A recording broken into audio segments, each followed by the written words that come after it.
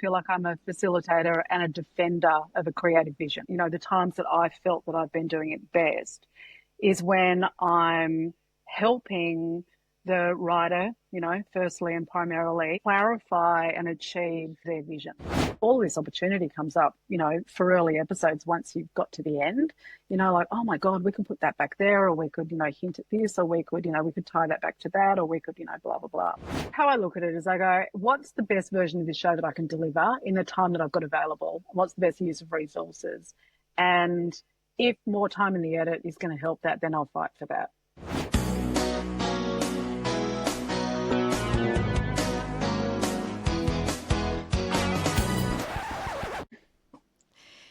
Imogen Banks, welcome to the podcast.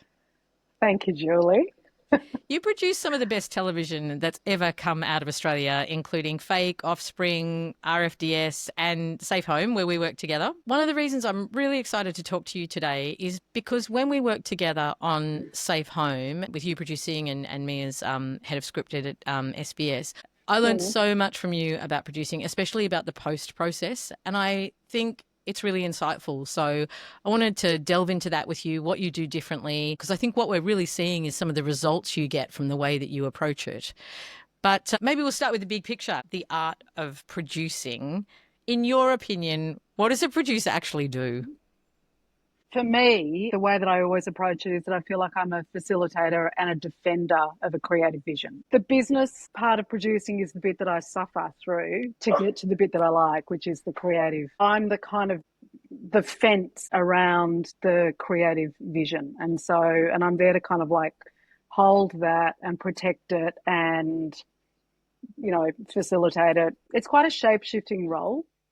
And I feel that often what I'm doing is I'm trying to kind of like learn the people that I'm working with and sort of adjust in response to their needs. So a lot of the time it's interpreting, explaining and problem solving, obviously.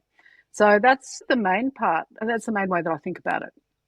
I used to always tell people that that's what a producer was, a professional problem solver, because you really do get to the front of so many problems that you need to solve. But I love what you say about it being a defender and that you're really protecting that creative vision, because I also think that is the definition of a good producer. No one really teaches you how to become a producer in a way, and people come to it from so many paths and it doesn't have a particular qualification really. What do you really think a good producer is? You know, the word producer is applied across so many kind of disciplines. And to so many different practices. You know, there are producers who are incredibly good at the business and not so good at the creative. There are producers who are really great at the creative, not so good at the business. There are, you know, people who are good at both. It's matching material to market and it's finding opportunity for that material and then, you know, I mean, selling and financing it. The times that I felt that I've been doing it best is when I'm helping the writer, firstly and primarily, clarify and achieve their vision. You need there to be kind of a really strong and clear creative vision, and you don't want it to be a committee. I mean, there's nothing worse than everything kind of getting flattened by, you know, the input of everybody. You know, in some ways you are this sort of, you know, this kind of fence and you're sort of like opening the gate for certain things and shutting a lot of others out.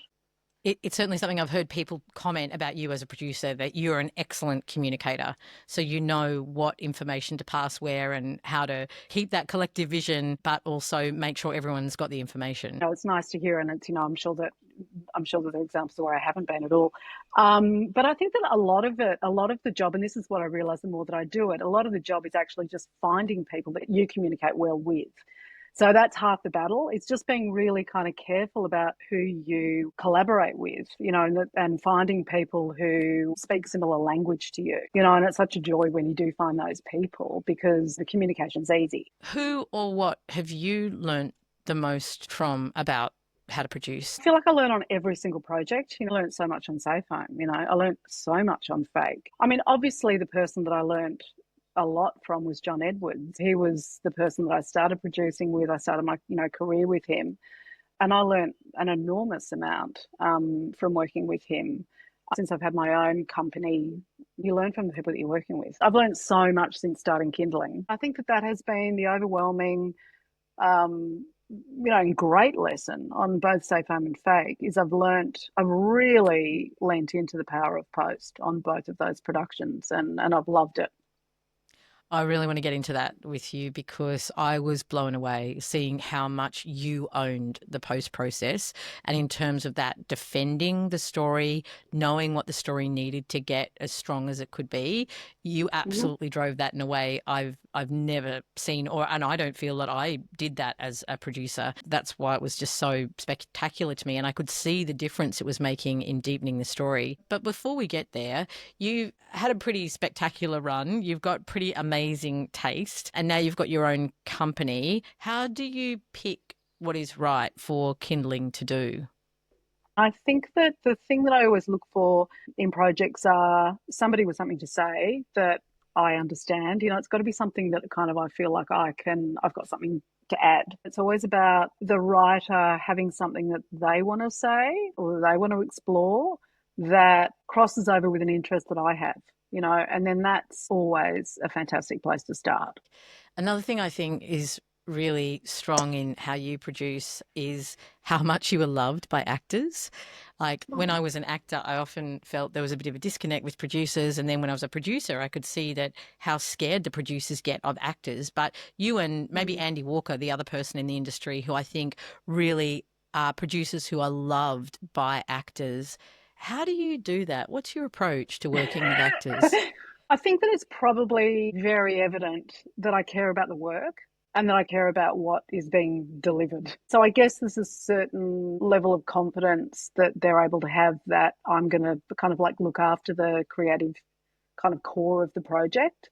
Um, and I'm not suggesting that I'm alone in that. There are a lot of people doing that. I respect actors, like I'm so aware of what it takes to, sort of strip yourself bare and do it on demand.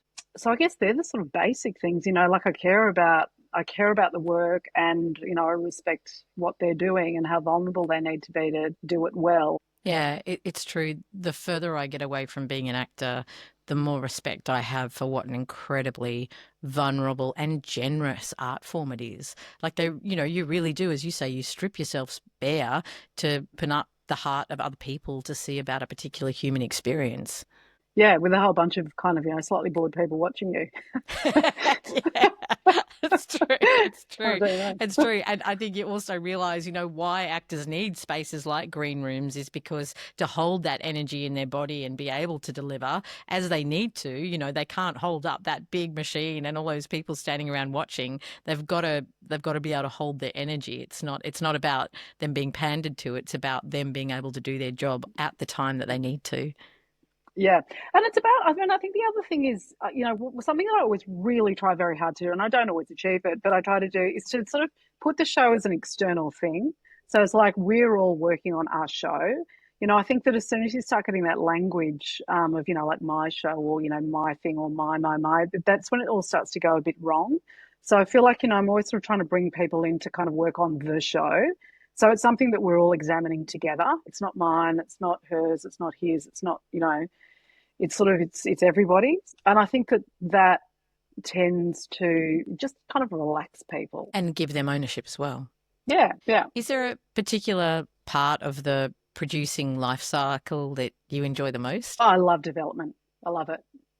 I Yeah. really love it. I just, I love the ideas bit. I love the chatting about why I'm never happier than in a story room with a group of great brains. I love it.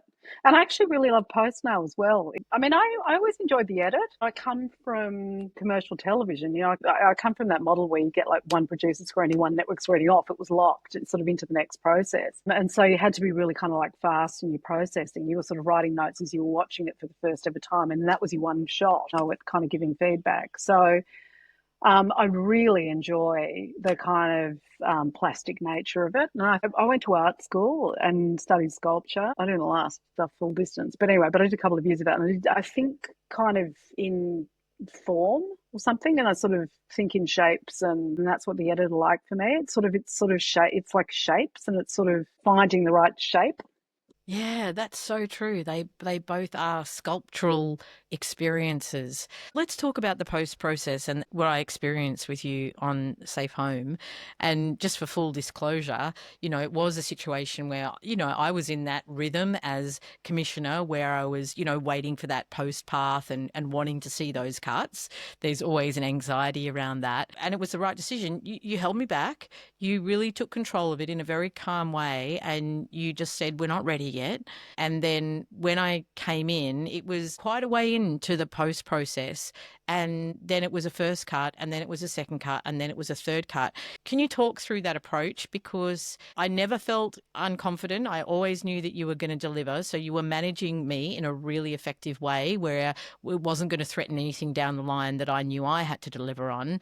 But you really shaped it, molded it to what it needed to be for that project. No, that's really kind of interesting to hear from your perspective. I think that it's that defending thing. My thing as a producer is that processes have to be kind of flexible. You've got to kind of like look at what's necessary for that group of people. There are some real dates that you've got to hit, and obviously you're always sort of working to hit those. But I think that for me with Safe Home, it's a four-parter, it's a really complicated way of telling a story, four parts. We had an amazing team on that, but there was a lot of inexperience in the sense that, people who'd been chipping away and sort of building careers in short film, but they hadn't done television. So there was some learning that sort of needed to happen and some patience, that I needed to have, and that the show's absolutely here. Like, there's a fantastic episode of television or a series here, but it needs more thought and it needs more time, and we need to kind of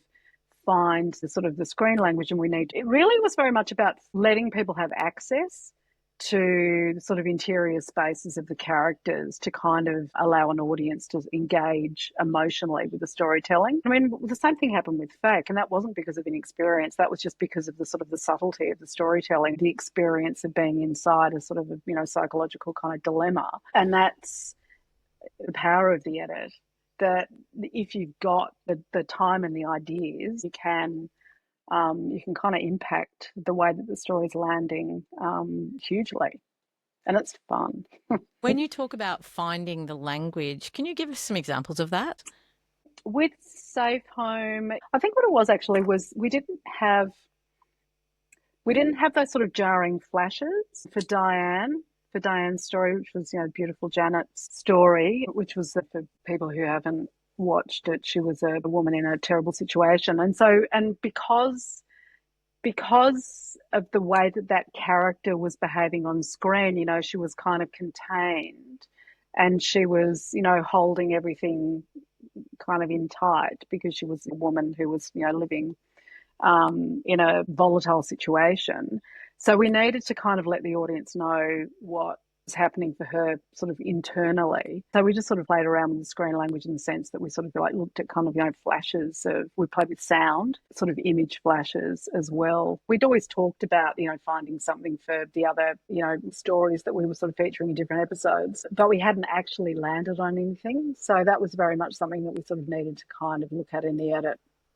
Yeah, it was essentially finding a visual storytelling medium that helped people get emotionally into what each of those characters that were featured in the different episodes were feeling, and they all had their own sort of touch points, and hers was particularly visual.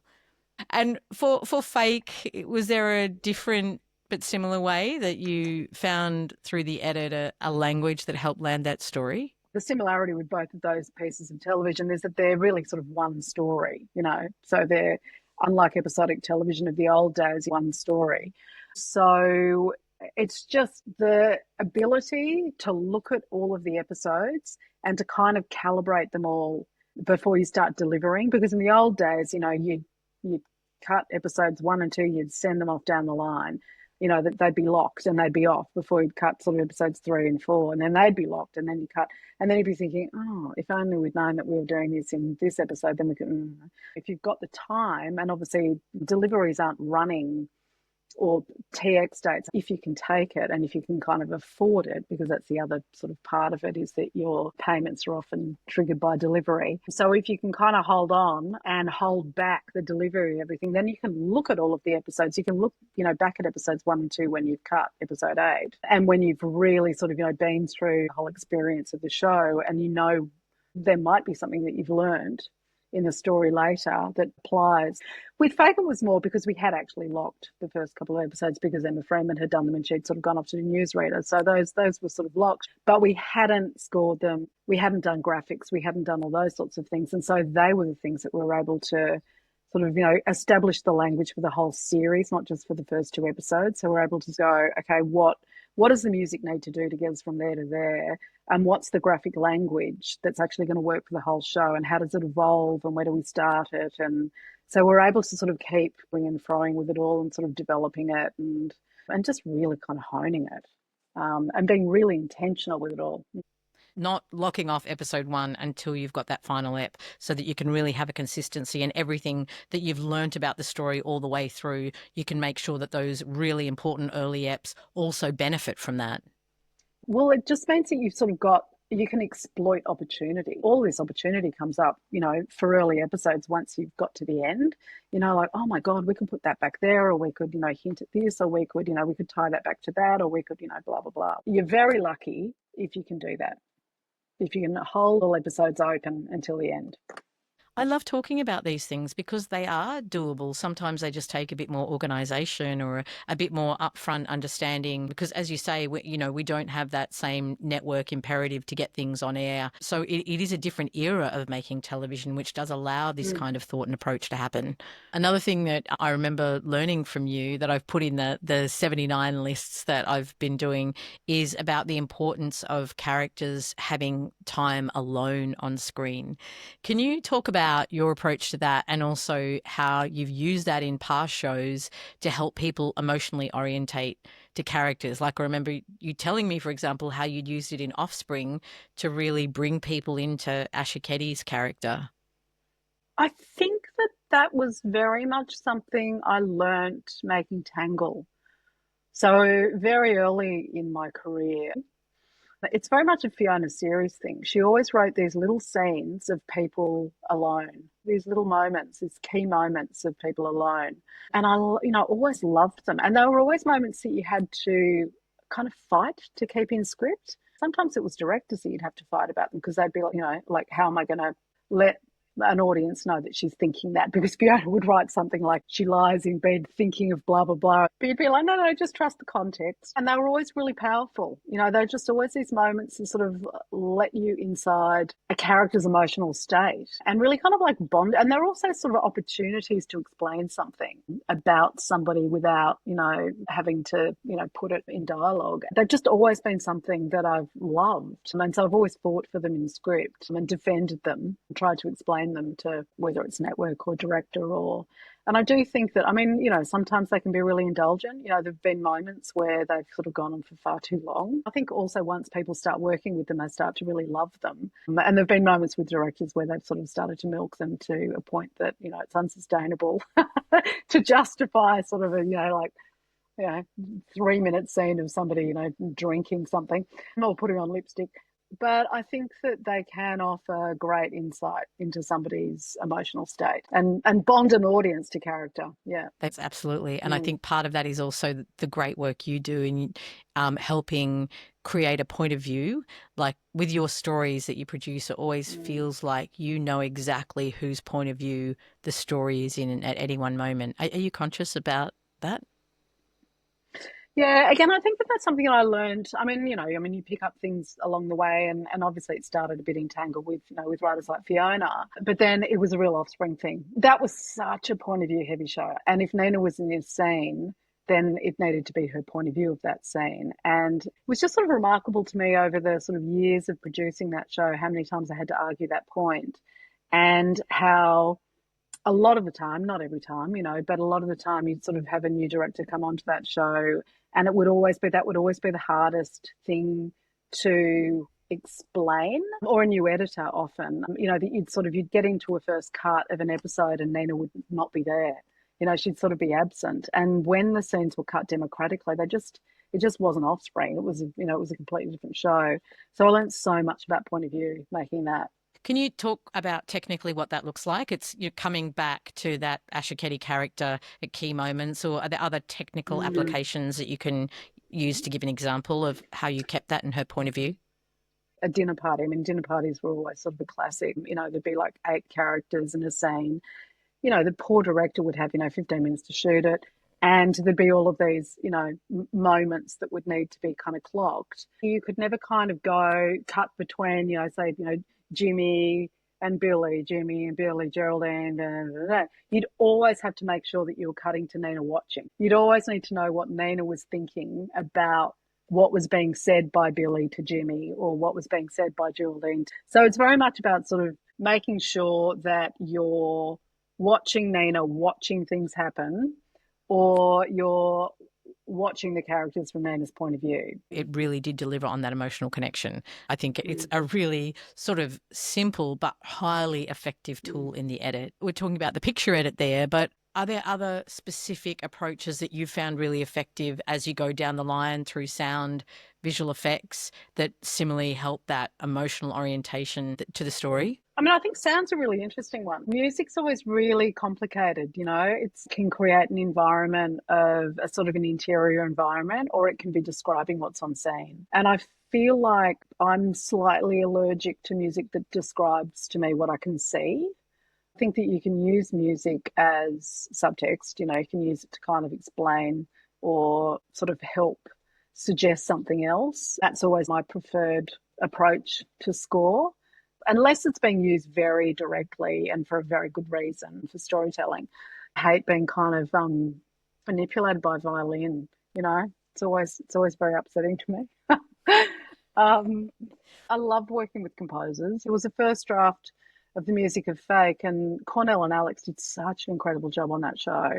But the first draft of the music, it was like, no, it's telling me too much. It's telling me too much. And I get really kind of, Cornell was like, yeah, I think you're right. And sort of off he went. And then they sort of started kind of getting really excited about different ideas and different instrumentation and sort of ways to find their way into Bertie's point of view and sort of help us kind of understand emotionally, where she was at. And then we used score to very much create an environment that spoke to Bertie's psychological states, not spaces. What kind of conversations then are you having with the composer in those early meetings? You're kind of talking about script, really. The conversations that I'm having with them are about script. So it's sort of listening to what they're reading and how they're kind of interpreting it, what they're thinking, sort of what they're thinking in terms of instrumentation, all of those kinds of things. Obviously, they're also talking to the director. Sort of where we wanted to start with the music. There was an element of kind of like fairy tales and stories and the fiction of romance. And then we wanted to kind of disturb that. Then it becomes very much about method and approach. So it's sort of like, well, these are the ideas, but then what does that actually practically mean? And the difficult thing with, for, poor composers, I always feel a bit sorry for them, is that, there are sort of all of us sitting around there who are sort of not terribly musically literate, kind of trying to give feedback, in emotional terms. There's a lot of like, oh, a lot of kind of like noise making and kind of, facial expressions to give feedback on musical pieces. So what's lovely about collaboration is that you kind of, you find people who can decode your grimaces and you kind of, any kind of snorts and grunts. And you just find people that you can kind of talk to. Really is about the collective, and it's a bit of a dark art as to when that collective has magic and when it doesn't. You can do your best, but then one wrong part of that component can really throw out the balance of a whole process, can't it? It really can. But then, at the same time, it is that thing that you first laid plans. You think that you've got this kind of great environment and you think that you've got this great group of people, and then something can go wrong because, it's people, we're all emotional beings and people go through things. So, and that's where the problem solving comes in. Sure, and we work under incredible pressure, so it does bring all sorts of things out that you might not have anticipated. When we're talking about more time in post, I think it is one of those points, along with more time in development, where for relatively low cost, you can get great bang for your buck in story. But obviously, it often comes at the end of the shoot where most of the money is spent. There's not much left on the table. With time and money in post, how are you managing both of those on a practical level? Part of it has been about just going, well, this is what it needs. We're just going to have to, we're going to use every second of time that we have and spend the money. How I look at it is I go, what's the best version of this show that I can deliver in the time that I've got available? What's the best use of resources? And if more time in the edit is going to help that, then I'll fight for that. You've made a choice with Kindling too of quality over quantity. That's Yeah. what your brand is. That's kind of the sole aim of what we do, is to try and make shows the best that they possibly can be. And so if that means more time and we're able to get it, then, yeah, we'll take it. So to really rigorously use that post process, how long do you think you need to edit an hour of drama? Like, what is best practice in your experience? I sort of hate rules because I don't think that I don't think there's sort of a standardized model. You know, I think that you've got to, and this is, I suppose, where, you know, what I encourage is that you kind of have to look at the people, look at the material, look at the, you know, experience levels, look at the time that you've got available, and then make the decisions. And obviously budget, it's budget dependent. But I think that's the job of a producer. I think it's to kind of go, these are the boundaries, and then sort of how best do we use the time sort of within them, the time and resources within them, how's that best spent? Now that I've made Safe Home and Fake, I will always make sure that there's room for more time in the edit. I'll always give it as much time as I possibly can, and I'll always now try to make sure that I'm delivering everything at once at the end. And, you know, and I acknowledge that that's not always possible, but I will always try for that. That will always be my sort of like first position. You can see the benefit of that, and I guess we're seeing I as absolutely audience the can see benefit. the benefit of that. How do you manage that then with the stakeholders and with commissioners? If you're having those conversations early, my experience of stakeholders has never been that they want to stop you from doing anything like that. You know, it's about expectations. So it's about setting the expectations up at the beginning and having those kind of conversations early. And I think it's also that thing that as soon as you sort of see that maybe there's a need that you hadn't anticipated, it's kind of just telling them. So it was like you with Safe Home. It was like I knew that we were going to need more time. And as soon as I knew that, I told you, just give us a bit more time and then come in. It's so fragile, you know, it's such a sort of, I mean, some shows are really robust from the beginning, but some of them are really fragile. And if you don't kind of protect them, again, it comes back to protecting them. Sometimes it's just holding your nerve, you know, just like, this is not working yet. But I feel like if we work, you know, if we just kind of keep chipping away, there is a version of this that will work. I need to protect this until it's sort of slightly more robust. And then we can get everybody in to give their thoughts. I think you're right. I think it is particularly on some projects, it is a fragile process. And what I'm hearing and what you're saying too is that you have a flexibility of thinking, which I think in our art form can be quite hard because, you know, can be hard deadlines and timeframes and things. But, you know, this is something I do think we have capability to do, particularly in development and in post, is to listen more closely to the project. What does that project need? And, you know, it's not about throwing good money after bad when something's not getting there, but when you know that the craft bones are there, sometimes time is that magic ingredient to keep bringing it out. Absolutely. You know, I mean, it's the sort of the good of me, but it's also really the worst of me is that I don't have fixed thinking about anything.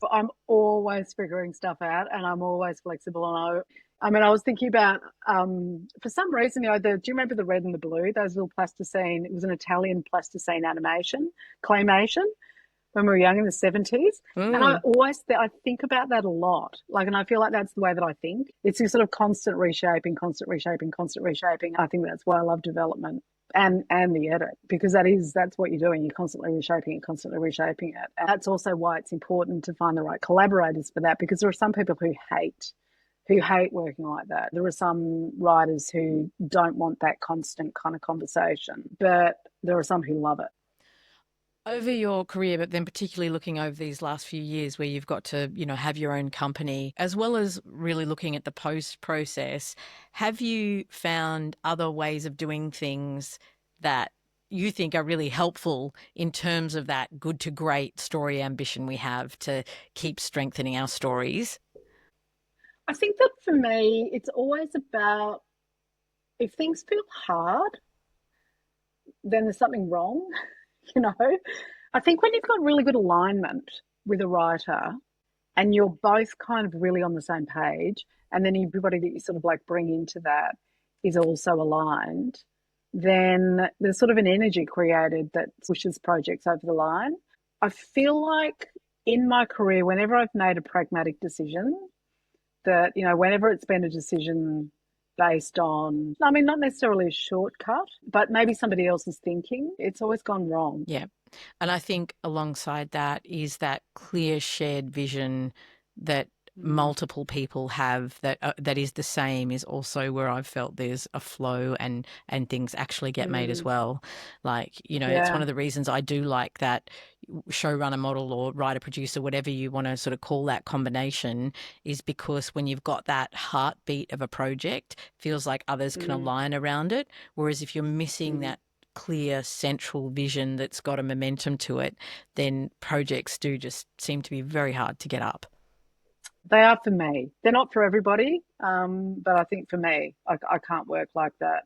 And I run out of energy for them. That's the other thing that I've noticed, that for me to kind of maintain my energy for a project, it's got to be something that I feel very kind of creatively invested in, and it's got to be a relationship that I feel, really confident in. So, and that's when it all kind of, magically becomes something with momentum. Yeah, indeed. Any advice that you'd give to an up and coming producer? I think it's really about finding your collaborators. I think that's where I was so lucky when I started because I came out of an agency, I was working at IGM. And during the time that I was there, I sort of discovered this love of, script really and of writers and of that process of kind of thinking through ideas. And so when I came out of RGM, it was very much that I wanted to develop a project with Fiona and I wasn't thinking about producing. I just sort of wanted to work on script. And that's really what started my career was that. So I think that for me it's very much about just finding collaborators. It's finding your peer group and going from there. And really kind of trying to kind of understand what it is that drives you with the material. The simpler you make things, the kind of better they are. Or for me, that's the case. The simpler things are, then the more chance they have of actually becoming meaningful. Do you mean the simpler the story idea or the simpler the relationship? The cleaner and clearer it is. So the simpler in terms of this idea is good, this person can achieve it, rather than going, this idea is kind of good and it could become something. I don't know if they can quite. And I feel like there's a lot of that around. There's a lot of those projects where it's like, oh, this might be a really good opportunity. Oh, maybe if I did this, or that never works for me. And I love what you're saying about find your peers, because I think a lot of the time we look upwards in this industry and we want to work with that person who's already got success. But actually, if you find great collaborators that are at the point that you're at, then you become that next generation together. Absolutely. Imogen, I love talking to you. I love how you produce. I love the work you make. Thank you so much for spending time with me. One of the things I always end this podcast with is getting people to pitch an idea that they think would make the industry better for all of us. So I'm wondering what your idea is. I'm such a non-fixed thinker. So as soon as I have an idea, I kind of dismantle it.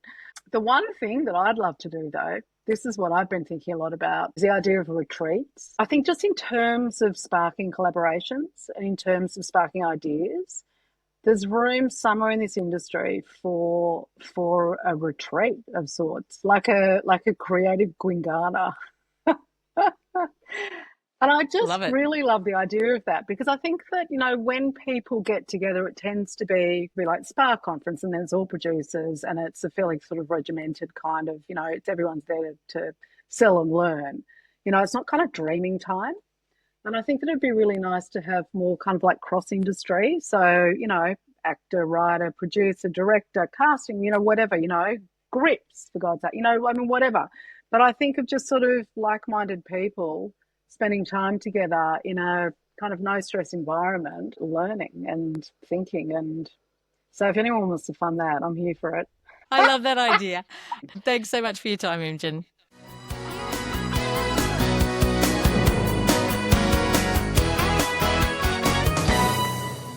We Interrupt This broadcast is recorded on the unceded lands of the Bunurong people of the Kulin Nation and the Kaurna people of the Adelaide Plains, and we acknowledge them as the traditional custodians and first storytellers of these regions. Always was, always will be.